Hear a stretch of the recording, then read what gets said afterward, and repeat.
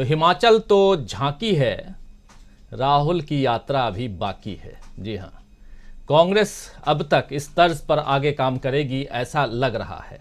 जी हाँ दोस्तों, आप जानते हैं कि कल आए नतीजों में कांग्रेस और बीजेपी के बीच चुनावी मुकाबला 1-1 की बराबरी पर छूटा है। बल्कि ये कहा जा सकता है कि इस बार के चुनाव बीजेपी के लिए संभलने की चेतावनी लेकर आए हैं, क्योंकि एमसीडी की 15 साल की सत्ता बीजेपी ने गंवा दी। इधर हिमाचल प्रदेश भी हाथ से निकल गया और गुजरात जो पहले से उसके पास था वो वैसा ही बना रहा। बीजेपी इस बात पर खुश हो सकती है कि गुजरात में उसे ऐतिहासिक जीत मिली है। वहीं कांग्रेस के लिए ये चिंता का विषय हो सकता है कि इस बार गुजरात में उसकी सीटें बहुत कम हो गई हैं। मगर कांग्रेस ने एक लंबे अरसे के बाद एक राज्य अपने खाते में जोड़ा है, ये उसके लिए एक बड़ी उपलब्धि है। इस जीत से कांग्रेस ने बतला दिया है कि अभी उसके पास बीजेपी को चुनौती देने का दमखम खूब है और बीजेपी कांग्रेस को हल्के में लेने की गलती न करे। वहीं उसके लिए अच्छा, ये जो बात है वही उसके लिए अच्छा होगा। वैसे मोदी जी ने गुजरात जीत के बाद अपने संदेश में एक बात कही है और वो बात जो है वो खासकर युवाओं के भरोसे की है, युवा पीढ़ी की बात है।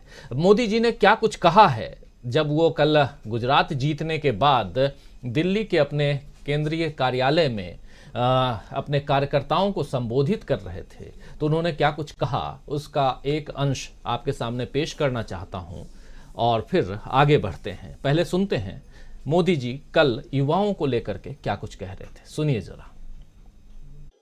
इस चुनाव में गुजरात में 1 करोड़ से भी ज्यादा ऐसे वोटर्स थे जिन्होंने मतदान किया, लेकिन ये वो मतदाता थे जिन्होंने कभी भी कांग्रेस के कुशासन को, उसकी बुराइयों को देखा नहीं था। वे फ्रेश थे, उन्होंने सिर्फ भाजपा की ही सरकार को देखा था। और युवाओं की तो प्रकृति होती है कि वो हमेशा सवाल पूछते हैं, जांचते हैं, परखते हैं, उसके बाद किसी फैसले पर पहुंचते हैं। युवा सिर्फ इसलिए किसी पार्टी को वोट नहीं करते क्योंकि वो दशकों से सत्ता में रही या फिर उस पार्टी के नेता किसी बड़ी परिवार के हैं। युवा तभी वोट देते हैं जब उन्हें भरोसा होता है, जब उन्हें सरकार का काम प्रत्यक्ष नजर आता है। और इसलिए आज युवाओं ने जब भाजपा को भारी संख्या में वोट दिया है, सीट से लेकर वोट तक के सारे रिकॉर्ड तोड़ दिए हैं, तो इसके पीछे का संदेश बहुत स्पष्ट है। इसका मतलब है कि युवाओं ने हमारे काम को जांचा, परखा और उस पर भरोसा किया है। इसका मतलब यह है कि युवा भाजपा की विकास वाली राजनीति चाहते हैं।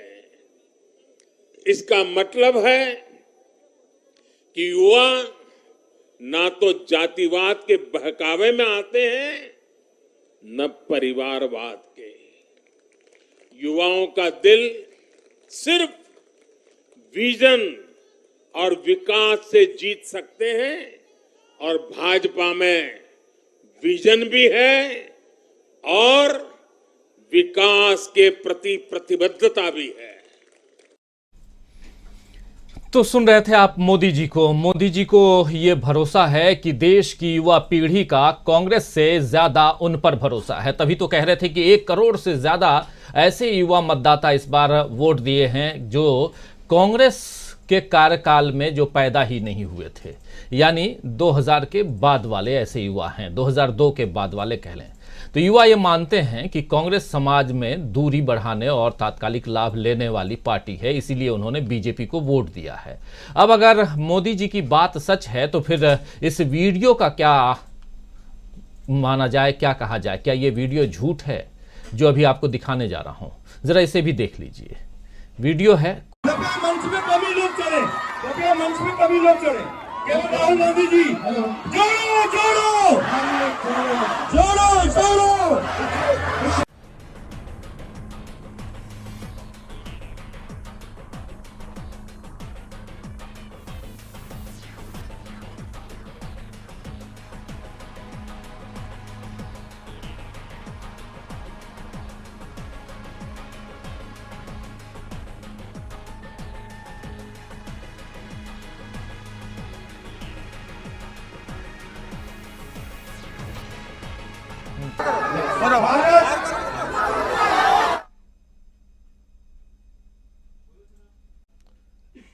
तो राहुल गांधी बोल रहे हैं, जरा राहुल गांधी की आवाज बढ़ाइए।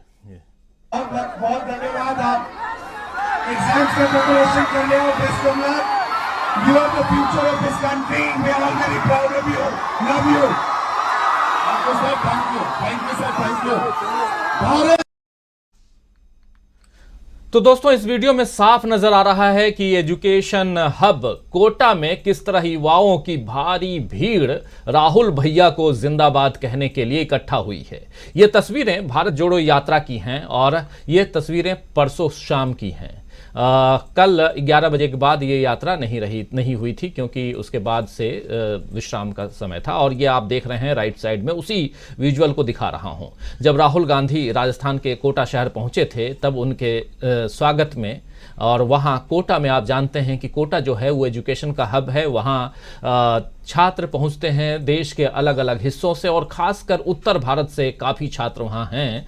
और आप अगर देखेंगे तो ये जो बैनर लगाए हुए हैं, जो बैनर्स हैं, पैम्पलेट्स हैं, इसमें मध्य प्रदेश दिख रहा होगा आपको, उत्तर प्रदेश दिख रहा है, झारखंड दिख रहा है। ये सब जो तख्तियाँ लगी हुई हैं, ये वहाँ के छात्र हैं अलग अलग जगहों के, और वो राहुल गांधी के स्वागत में, और राहुल गांधी नहीं बल्कि पूरे शहर में कहा जा रहा था कि राहुल भैया जिंदाबाद के लिए हम जा रहे हैं। तो ये एक अलग तस्वीर है युवाओं की, और दूसरी तस्वीर जो प्रधानमंत्री नरेंद्र मोदी दिखा रहे थे, वो प्रधानमंत्री की जुबानी हमने आपको सुना दी है। इससे पहले भी राहुल गांधी जहां जहां से गुजरे हैं, वहां युवा इसी तरह उनका साथ देने के लिए इकट्ठा हुए हैं। केरल में जब डीबी लाइव की टीम पहुंची थी, आपको याद होगा, तब भी वहां कॉलेज के छात्र छात्राएं इसी तरह जुटे थे। ये सिलसिला लगातार चल रहा है, और वहां केरल में हम लोगों ने वहां के छात्रों से बात भी की थी, और उनकी जुबानी भी आप लोगों तक लाइव हम पहुंचाए थे। यह सिलसिला लगातार चल रहा है, और अभी राहुल गांधी की भारत जोड़ो यात्रा में कम से कम 1000 किलोमीटर से ज्यादा का सफर बाकी है। और इस दौरान राहुल गांधी जहां से भी गुजरेंगे, वहां यही उम्मीद है कि युवा भारत जोड़ो यात्रा में राहुल गांधी का साथ देते हुए नजर आएंगे। तो सवाल यह है कि क्या युवाओं का भरोसा वाकई बीजेपी पर है, जो प्रधानमंत्री नरेंद्र मोदी कह रहे हैं? अगर ऐसा है तो फिर यह बात दिल्ली या हिमाचल में क्यों नहीं दिखी? दिल्ली के एमसीडी में और हिमाचल के विधानसभा चुनाव में क्यों पश्चिम बंगाल में बीजेपी को हार मिली? क्यों झारखंड में बीजेपी को हार मिली? क्यों तमिलनाडु, तेलंगाना, केरल, आंध्र प्रदेश, राजस्थान, छत्तीसगढ़, इन सब में बीजेपी की सत्ता चली गई, बीजेपी सत्ता में नहीं आई? ये सारे सवाल मीडिया को उठाने चाहिए, मगर मीडिया में भी इस वक्त गुजरात की जीत के आगे बाकी सारे नतीजे उपेक्षित पड़े हुए हैं।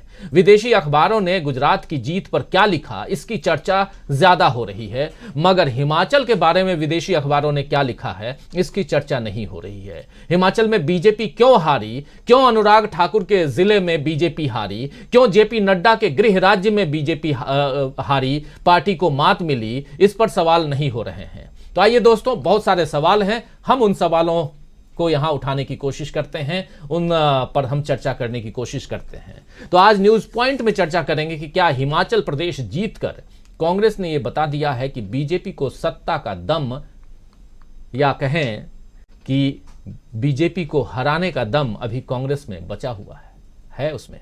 क्या मीडिया एक की जीत पर जश्न और दूसरे की हार पर चुप्पी साध कर पक्षपात नहीं कर रहा है? क्या राहुल गांधी की यात्रा के कारण आगे आने वाले जो चुनाव हैं उसमें भी बीजेपी को मात मिल सकती है? और सबसे बड़ी बात, कि राहुल गांधी की यात्रा का जो कहा जा रहा है कि उसका असर नहीं पड़ रहा है, क्या ऐसा है? क्या गुजरात के चुनाव का जो रिजल्ट है, उस रिजल्ट का सीधा असर जो है वो उसे भारत जोड़ो यात्रा से जोड़कर देखा जा सकता है? सवाल बहुत हैं और उन सवालों का जवाब ढूंढते हैं। हमारे साथ कुछ वरिष्ठ साथी। बिछ गई सियासी विसार, खेला जा रहा है सियासी खेल, जारी है वार पलटवार। शह और मात के खेल में बनाई जा रही है रणनीति, कौन पड़ेगा किस पर भारी, ये कभी भी सिर्फ हस्तक्षेप.com पर अमलेंदु उपाध्याय के साथ